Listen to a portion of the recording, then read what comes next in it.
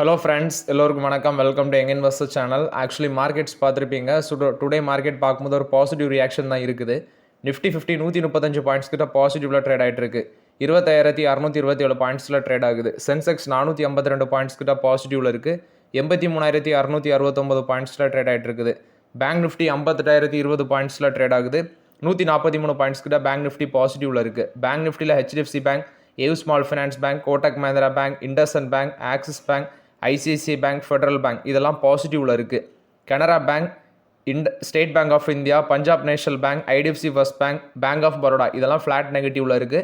Remaining other bank ஸ்டாக்ஸ்லாம் flat positive ட்ரெண்டில் இருக்குது. பெருசாக பாசிட்டிவ் ரியாக்ஷன் பேங்க் நிஃப்டியில் பெருசாக இருந்த மாதிரி தெரியலை. செக்டார் வைஸ் டெரிவேட்டிவ் மார்க்கெட் எடுத்து பார்க்கும்போது இன்றைக்கி டெக்னாலஜி செக்டார் ஒரு நல்ல பெர்ஃபார்மன்ஸ் கொடுத்துருக்கு. இன்ஃபோசிஸோட ஸ்டாக் 2% மேலே இன்றைக்கி அப்பு, ஹெச்எல் டெக்னாலஜிஸ் 2% மேலே அப்பு, டிசிஎஸ், விப்ரோ, டெக் மஹிந்திரா இதெல்லாம் 1.5% பாசிட்டிவ்ல இருக்குது. ஸோ இன்னைக்கு டெக்னாலஜி செக்டார் பார்த்தீங்கன்னா ஒரு நல்ல பாசிட்டிவ் ரியாக்ஷனில் இருக்குது டெரிவேட்டிவ் மார்க்கெட்டில் எடுத்து பார்க்கும்போது. அதுக்கு அடுத்தபடியாட்டு மெட்டல் பாசிட்டிவ் ட்ரெண்டில் இருக்குது, நல்ல பாசிட்டிவ் ட்ரெண்ட். அடி எங்கே விழுந்திருக்குன்னா பிஎஸ்சி பேங்க்கில் விழுந்திருக்கு. பிஎஸ்சி பேங்க் தான் இன்றைக்கி எல்லாமே ஒரு ஃப்ளாட் நெகட்டிவ் ரியாக்ஷனில் இருக்குது. ஸோ ஓவராலாட்டு செக்டார் வைஸ் பார்க்கும்போது பிஎஸ்யூ பேங்கும் பேங்கிங்கும் நெகட்டிவில் இருக்குது. டெக்னாலஜி செக்டார் பார்த்தீங்கன்னா ஒரு நல்ல பெர்ஃபார்மன்ஸில் இருக்குது. Technology, metal, BSc, service, pharma, consumer, cement, auto, finance, energy, infra, reality இதெல்லாம் ஒரு நல்ல பாசிட்டிவ் ரியாக்ஷனில் இருக்குது. நெக்ஸ்ட் பார்த்தீங்கன்னா சில நியூஸஸ் இருந்துச்சு ஆக்சுவலி மார்க்கெட்டில். கோல் இந்தியா வந்து, அதாவது தாமோதர் வேலி கார்பரேஷன் கோல் இந்தியா கூட ஒரு ஜாயின்ட் வெஞ்சர் பார்ட்னர்ஷிப் போட்டு 1600 megawatt thermal power project set பண்ண போகிறதாட்டு அப்டேட் கொடுத்துருக்காங்க கோல் இந்தியா. ஸோ கோல் இந்தியா அன்றைக்கி மார்க்கெட்டில் ரியாக்ஷனில் இருந்துச்சு. நெக்ஸ்ட் அசோக் லேலாண்ட் என்ன சொல்லியிருக்காங்கன்னா, அவங்க வந்து ரெக்கார்ட் டேட் அனௌன்ஸ்மெண்ட் பண்ணியிருக்காங்க. அவங்க அனௌன்ஸ்மெண்ட் பண்ண போகிற இன்ட்ரீம் டிவிடெண்டுக்கு வந்து நவம்பர் 18 ரெக்கார்ட் டேட்டுன்னு மென்ஷன் பண்ணியிருக்காங்க. ஸோ இது வந்து அசோக் லேலாண்ட் கொடுத்த அப்டேட்டு.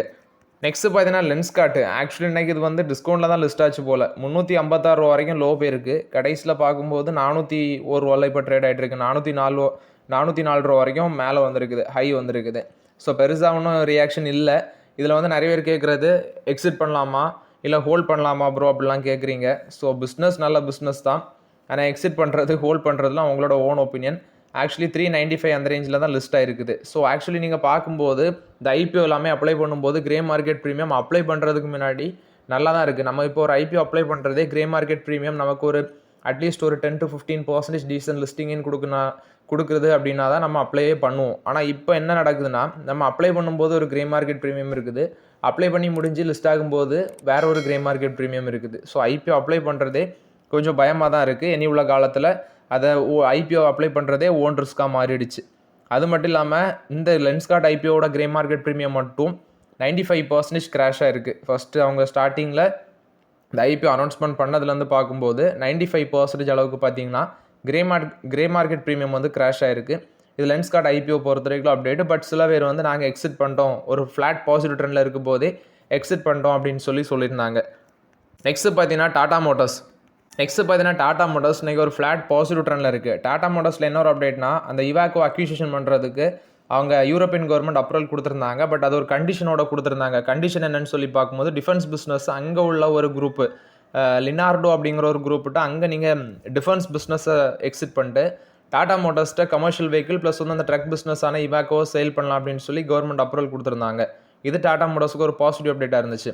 நெக்ஸ்ட் இந்த demerger commercial vehicle, personal vehicle, so அந்த ஸ்வாப் ரேஷியோ, லிஸ்டிங் டைம்லைன் அது எல்லாமே இன்றைக்கி வந்து பார்த்தீங்கன்னா பிஸ்னஸ் ஸ்டாண்டர்டில் வந்துருந்துச்சு. ஸோ நான் எடுத்து பார்க்கும்போது அவங்க என்ன மென்ஷன் பண்ணுறாங்கன்னா, அந்த ஸ்வாப் ரேஷியோங்கிறது 1:1 தான். ஃபேஸ் வேல்யூ இப்போ ஒரு ஈக்விட்டி ஷேருக்கு 2, ஏதோ அடுத்த இன்னொரு ஈக்விட்டி ஷேருக்கு 2 ஃபேஸ் வேல்யூ அதுதான் வருது. நெக்ஸ்ட் அவங்க என்ன மென்ஷன் பண்ணுறாங்கன்னா, அக்டோபர் 16 எல்லாருக்குமே கமர்ஷியல் வெஹிக்கிள் ஷேர் வந்து டிமேட் அக்கௌண்ட்டு கிரெடிட் ஆயிருக்கு. ஸோ எல்லாருக்குமே அது கிரெடிட் ஆகிருக்கு. கிரெடிட் ஆகாமல் இருக்காது. பட் கரண்ட்லி அது ட்ரேட் ஆகல, ஃப்ரூசனாக இருக்குது, ஃப்ரீஸாக இருக்கும். கீழே உங்களோட போர்ட்ஃபோலியோ கீழே ஸ்க்ரோல் பண்ணி பார்த்தீங்கன்னா ஃப்ரீஸ் ஆகி இருக்கும், ட்ரேட் ஆகாது. நெக்ஸ்ட்டு அது லிஸ்டிங் டைம் லைன் அவங்க எவ்வளோ சொல்கிறாங்கன்னா, ஜென்ரலி இப்படி டிமர்ஜர் ஆகி லிஸ்ட் பண்ணுறது டைம் எவ்வளோ எடுக்கும்னா 45 to 60 days எடுக்கும் அப்படின்னு சொல்லி இந்த ஃபைலிங்கில் சொல்கிறாங்க. 45 நாள்லேருந்து 60 நாள் வந்து லிஸ்டிங்கு டைம் எடுக்கும் அப்படின்னு சொல்கிறாங்க. ஸோ லிஸ்டிங் டைம் லைன் இவங்க கொடுத்துருக்க டேட்டை வச்சு பார்க்கும்போது லேட் நவம்பர் அல்லது வந்து பார்த்தீங்கன்னா ஏர்லி டிசம்பர் இதில் தான் அந்த கமர்ஷியல் வெஹிக்கிள் ஷேர் வந்து லிஸ்ட் ஆக சான்ஸ் இருக்குது அப்படின்னு சொல்கிறாங்க. கமர்ஷியல் வெஹிக்கிளில் வந்து கமர்ஷியல் வெஹிக்கிள்ஸ் டிபார்ட்மெண்ட் கம்ப்ளீட்டாக வந்துடும்.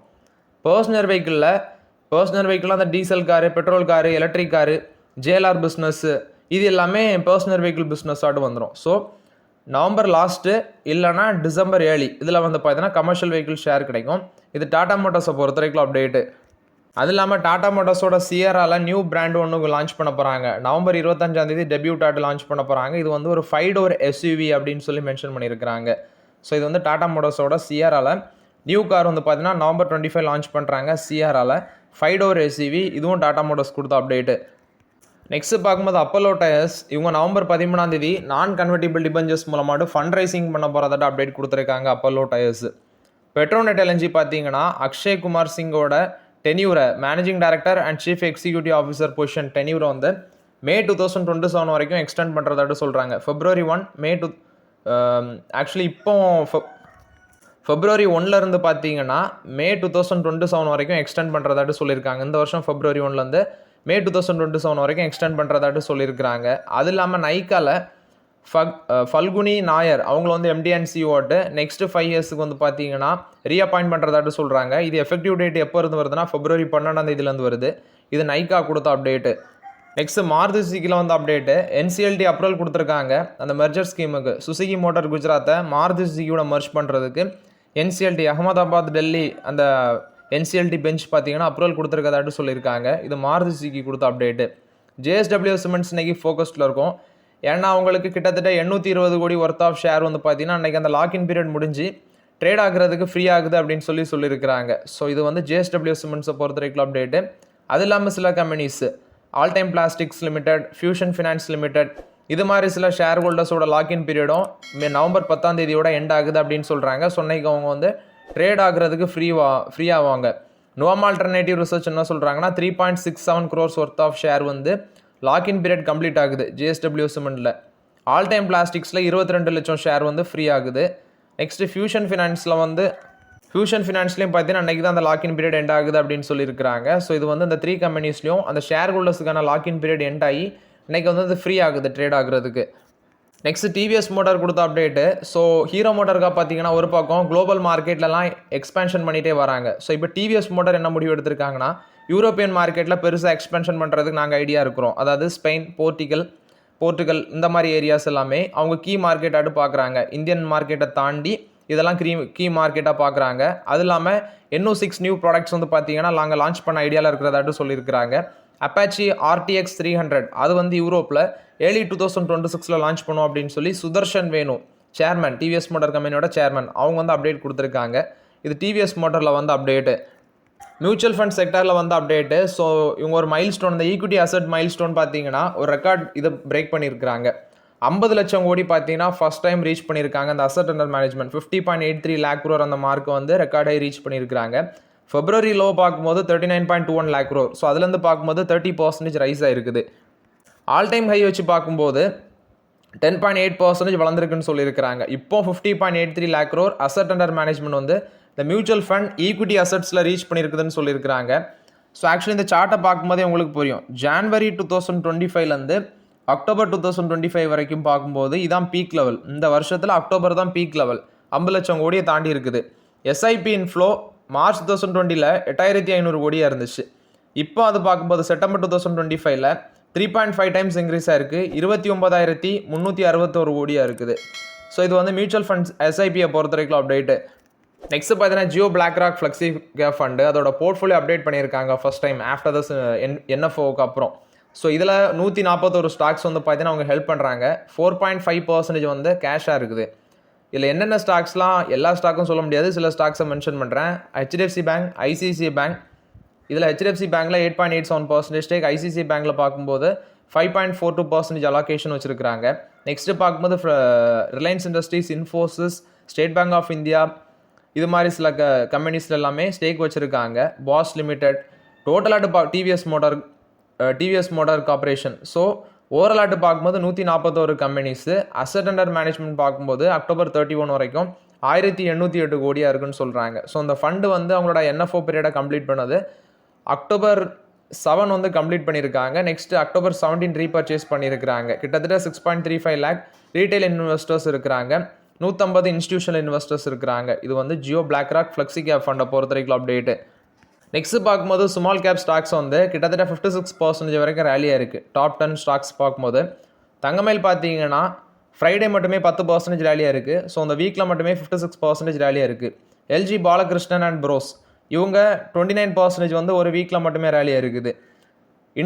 Inter arch building solutions 16% Friday மட்டும் ரேலியாக இருக்குது. 20% வீக்லி கெயின் ஆயிருக்கு. சிசிஎல் ப்ராடக்ட்ஸ் 5% ஃப்ரைடே மட்டும் ரேலியாக இருக்குது.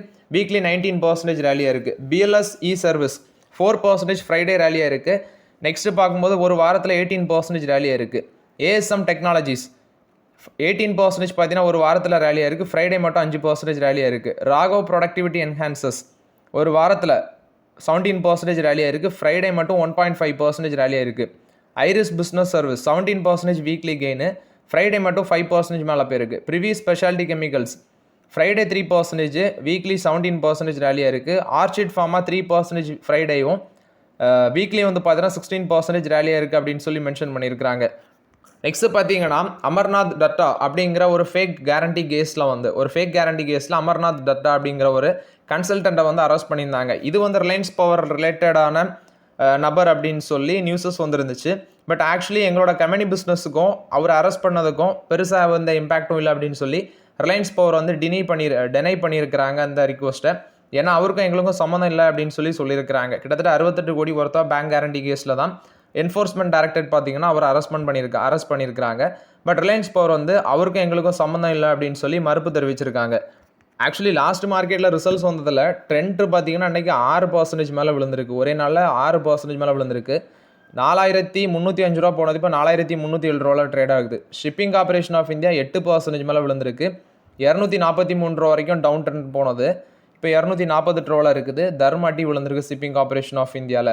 இது போக கார்டன் ரிசி பில்டர்ஸ் 4% அப்பு, நைக்கா 5% மேலே பாசிட்டிவ் ட்ரெண்டில் இருக்குது. இது போக பார்த்தீங்கன்னா அதானி என்டர்பிரைசஸோட ஷேர் பிரைஸ் இன்னைக்கு ஃப்ளாட்டாக இருந்துச்சு. அந்த ஜெய்பிரகாஷ் அசோசியேட்ஸ் லிமிடெட் அக்யூசியேஷன் பண்ணுறது ஒரு பக்கம் போட்டி போயிட்டு இருக்குது.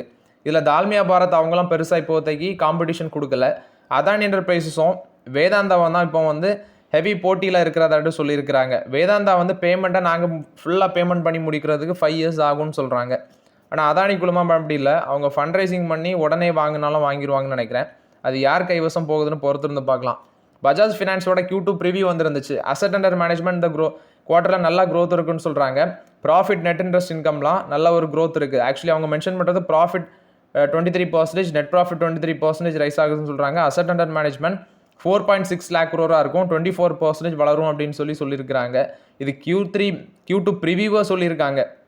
ஆனால் ரிசல்ட்ஸ் இன்றைக்கி வரும். அது வந்தால் தான் நமக்கு எக்ஸாக்ட் கண்டிஷன் தெரிய வரும். நெக்ஸ்ட்டு பார்த்தீங்கன்னா நால்கோ 7% அப்பு, 241 வரைக்கும் போனது இப்போ 251 ட்ரேட் ஆகிட்டு இருக்கு நால்கோ. ஸோ இன்னைக்கு நால்கோ வந்து ஒரு நல்ல பாசிட்டிவ் ரியாக்ஷனில் தான் இருக்குது. நெக்ஸ்ட் இந்த டிரான்ஸ்ஃபார்மர்ஸ் அண்ட் ரெக்டிஃபயர்ஸ் லிமிடெட் 20% விழுந்திருக்கு. 313 ரூபாயில் ட்ரேட் ஆகிட்டு இருக்கு. அவங்களோட ரிசல்ட்ஸ் லாஸ்ட் மார்க்கெட்டில் வந்துருந்துச்சு. மொக்க ரிசல்ட்ஸ்னால பிடிச்சி தர்மடி அடிச்சிருக்காங்க. ஸோ ஓகே ஃப்ரெண்ட்ஸ், ஆக்சுவலி எனக்கு ஏர்லியர் ரெக்கார்ட் பண்ணுற ஃபங்க்ஷன் இருக்கிறதுனால ஸோ இந்த வீடியோ உங்களுக்கு பயனுள்ளதாக இருந்துச்சுன்னா லைக் பண்ணுங்கள், சப்ஸ்கிரைப் பண்ணுங்கள், கமெண்ட் பண்ணுங்கள். Okay friends, thank you.